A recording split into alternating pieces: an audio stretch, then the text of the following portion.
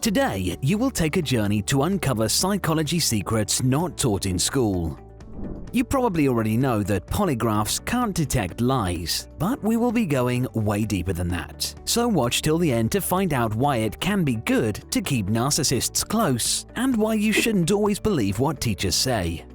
Schools are the main source of education when we're growing up, but they don't teach us everything we need to know about life. When it comes to psychology, it is a subject that fascinates many people. And why not? Psychology is all about how you work as a person, and in a way, every single one of us is an amateur psychologist, even if you don't realize it. Think about it. You have your own first-hand experience at being a human from the moment you're born. You spend your whole life thinking, behaving, and subconsciously observing how other people behave in different situations. In this sense, psychology is kind of intuitive. This is the main secret of psychology that they don't teach you in school. There are also lots of misconceptions about psychology, and these end up being widely believed among the general public. In this video, we will challenge those beliefs, bust some myths, and let you in on 17 psychology secrets that they don't teach you in school. Watch till the end and you'll find out that the truth is indeed stranger than fiction. So get ready to have your mind blown and give up some of your long-held beliefs, starting with number 17. Positive affirmations can actually be harmful to your mental health. Vocalizing self-help mantras has become increasingly popular in society, but a study found that people who don't actually believe those positive affirmations can in fact feel worse. This is because repeating phrases that you don't really believe automatically generates contradictory thoughts and highlights everything you are self-critical about. In other words, repeatedly saying things like, "I am a successful, confident, and amazing person" is quite depressing when you don't believe it, because you are more likely to feel bad about not achieving success and confidence, thereby not feeling amazing at all. There is also evidence that these affirmations with the aim of manifestation can act as obstacles to achieving them. This is because the idea of achieving your goals by visualizing them can make you feel too relaxed and overlook the steps you actually have to overcome to get there. At the end of the day, you have to take action to see results. So if you have low self-esteem, you might want to avoid these so-called positive affirmations and work on the steps needed to actualize them. Number 16. Memories are not like video footage. A very common belief is that memories are highly accurate video recordings of events that can be reviewed and inspected later. What they don't teach you is that your memories are actually highly suggestible and distorted versions of things that happened. They are influenced by your emotions at the time and even who you are as a person and how you see the world, which means memories are very personal and subjective. On top of all that, the less frequently you remember an event, the more inaccurate it is when you do eventually recall it. That is, of course, if you haven't completely forgotten it by then. This means that eyewitness testimony is actually highly unreliable. Because of this dangerous myth, in court, jurors are very likely to believe witnesses over objective evidence. Number 15. You can't tell when someone is staring at you. Do you ever get that feeling you are being watched? You turn around and there is nothing there. But sometimes you find someone is indeed staring at you.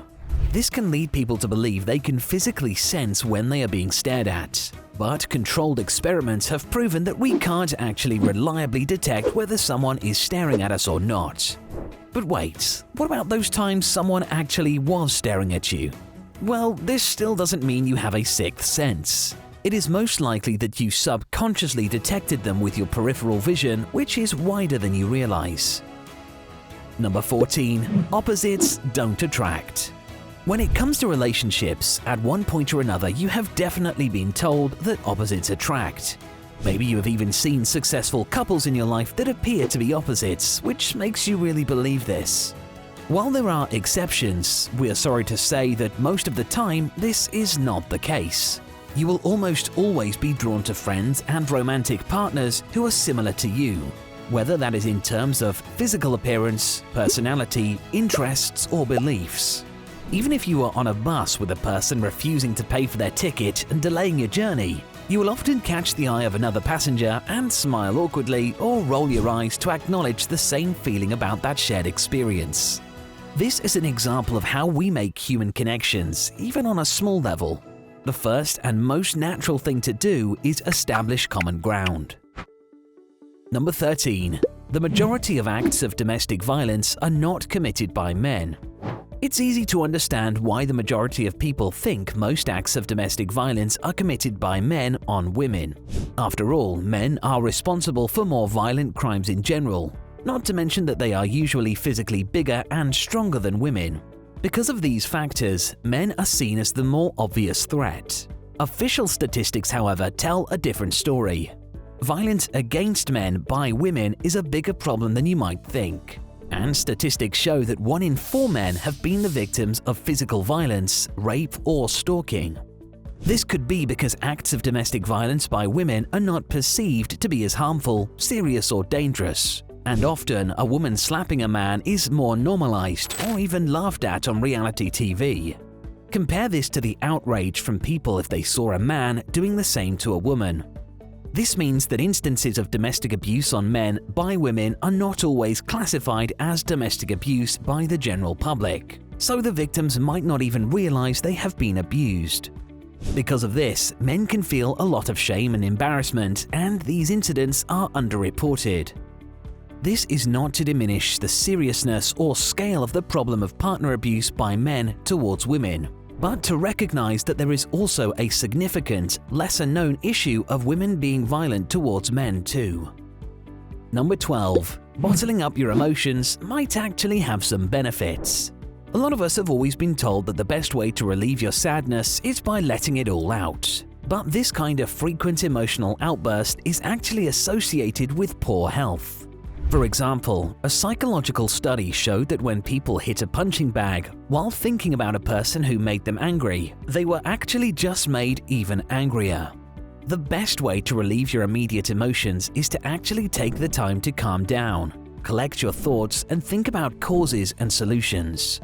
This will allow you to express yourself more effectively and discuss constructive solutions by communicating, instead of expressing hysteria, sadness, or anger straight away and letting a perfectly resolvable situation escalate. Emotions are very complicated, and the old rule that it's always better to let it all out is definitely flawed. Number 11. Narcissistic people can help team dynamics. We usually think of narcissists as intolerable people with very inflated views of their own skills and importance. In other words, people we would rather not be around and definitely avoid. However, research shows that in the context of creative teamwork, narcissistic people can have a beneficial effect.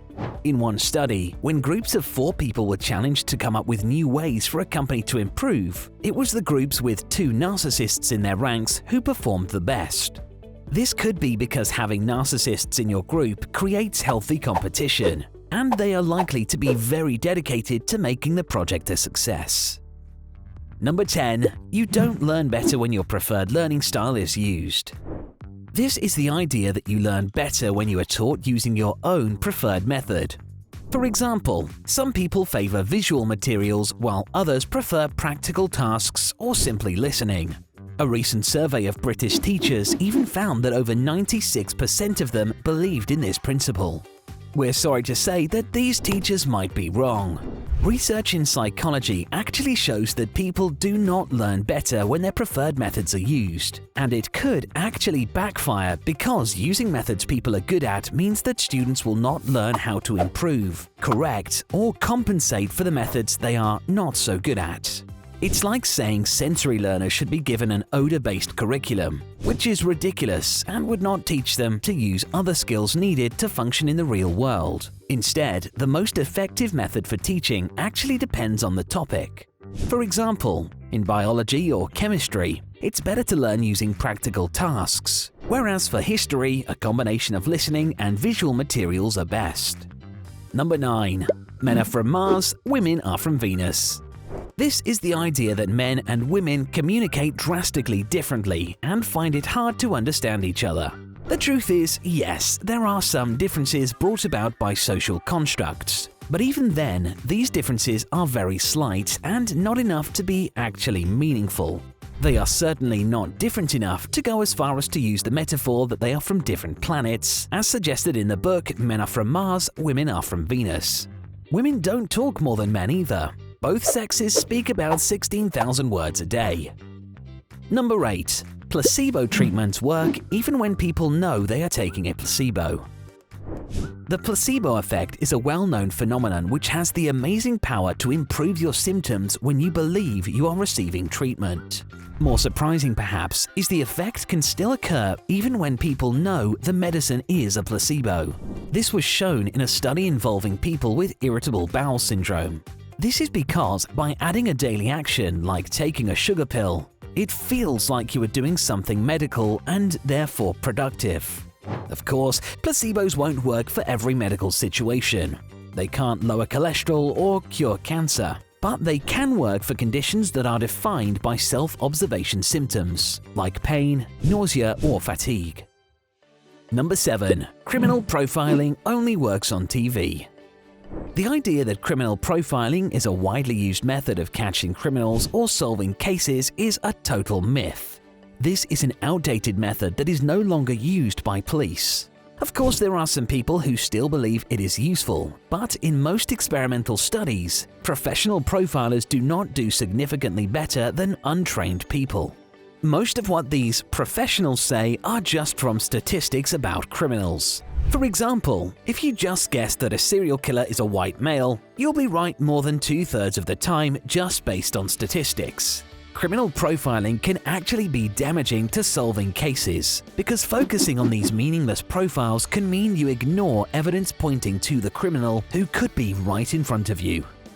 Number 6. We use 100% of our brains.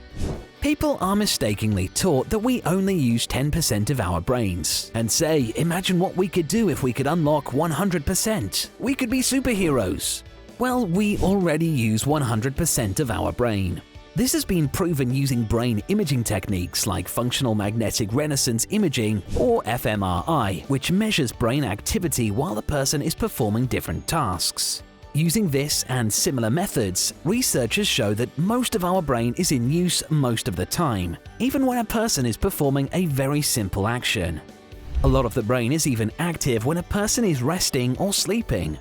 The percentage of the brain in use at any given time varies from person to person, and it also depends on what a person is doing or thinking about. But there is certainly no percentage to unlock because we use all parts of our brain at different times.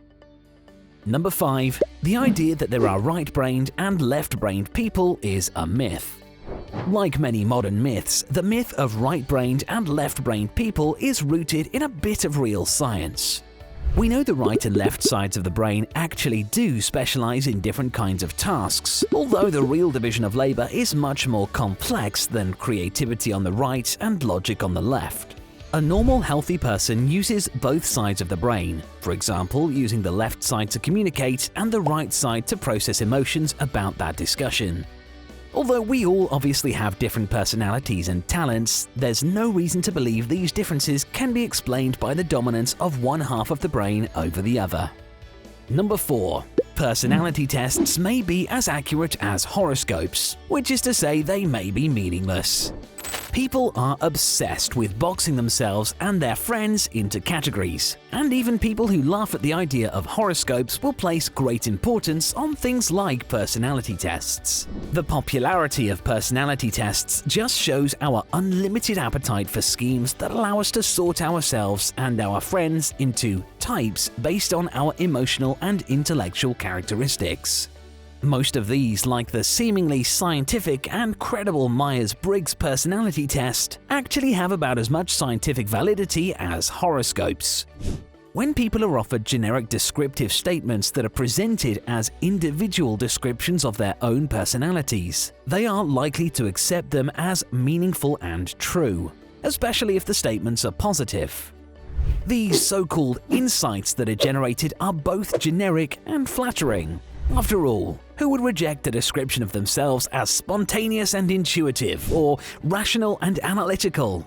Personality tests are popular because they give us a seemingly scientific way to talk about and validate our favorite subject, ourselves.